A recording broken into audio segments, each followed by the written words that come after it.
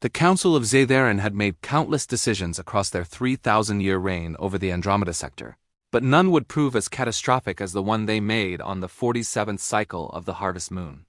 Myra stood in the center of the crystalline arena, her small frame dwarfed by the towering alien spectators who filled the tiered seats above. At 8 years old, she barely reached 4 feet tall, her dark hair matted with dirt from weeks of captivity aboard the Zatharen vessel.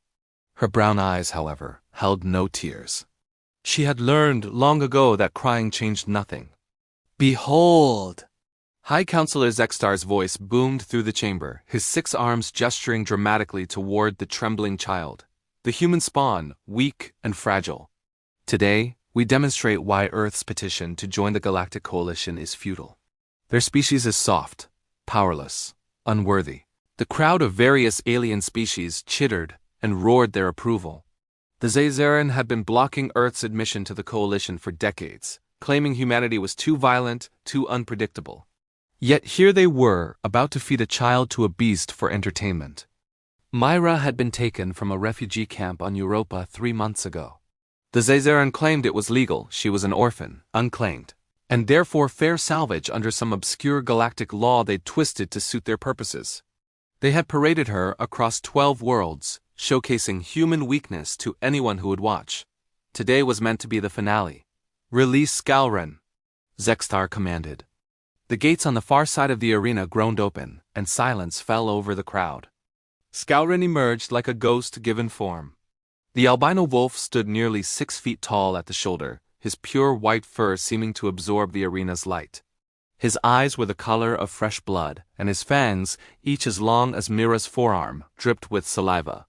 The Zatharen had bioengineered him over generations, creating the perfect predator. He had never lost a match. He had never shown mercy.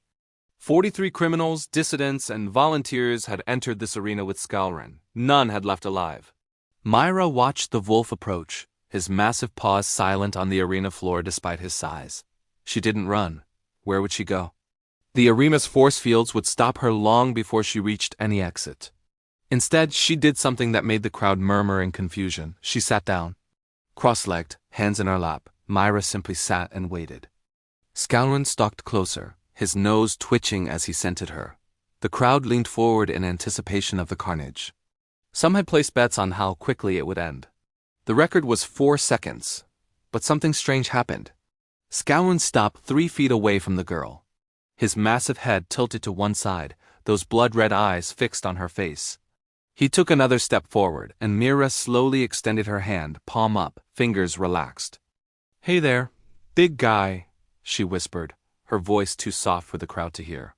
"You're beautiful." The wolf's nose touched her palm. He inhaled deeply, and a low rumble echoed from his chest. But it wasn't a growl, it was a whine. A sound of confusion, of recognition.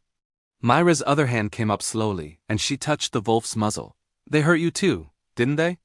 I can see it in your eyes. You're not a monster. You're just scared and angry, like me." Scalren's entire body shuddered.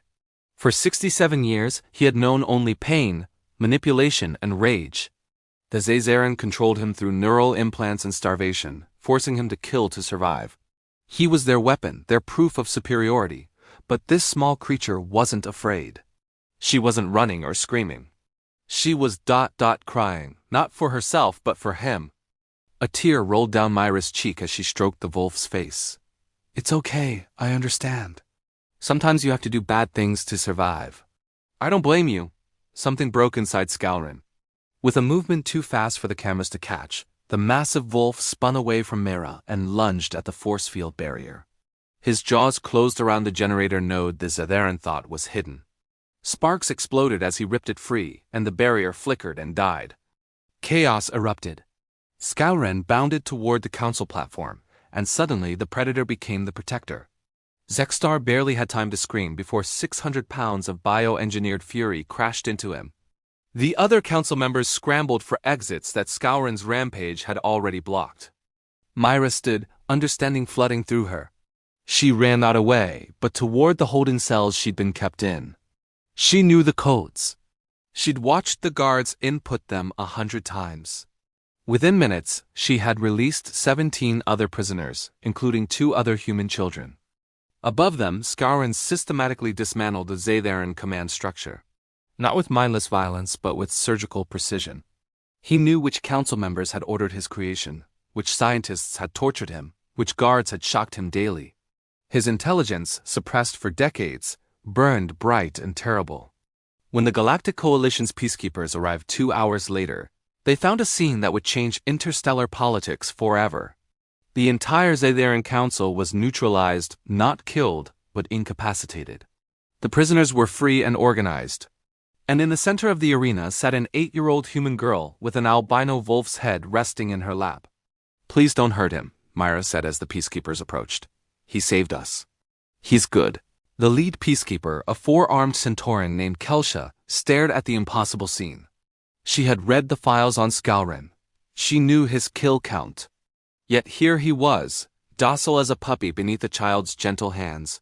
"What did you do?" Kelsha asked softly. Myra looked up, her brown eyes ancient beyond their years. "I just treated him like he mattered. Like he was someone, not something." The trial that followed lasted 6 months. The evidence was overwhelming. The Zatheran had violated 47 coalition laws, and their actions had been broadcast across 100 worlds. Their council was dissolved, their seat on the coalition revoked. Earth's petition for membership passed unanimously. And Myra? She was adopted by Kelsha and returned to the Sol system as a hero.